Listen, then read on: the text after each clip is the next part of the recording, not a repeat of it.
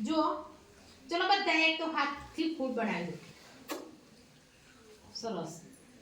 અદર પર હું આજે તમને પ્રશ્ન પૂછીશ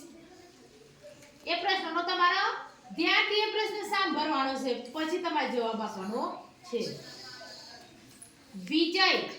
વિજયના પપ્પાને 4 દીકરા હતા એકનું નામ સોમવાર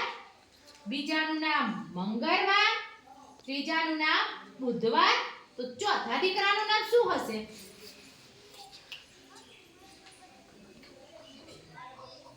ચલો દિવ્યાબેન તમે બોલો તો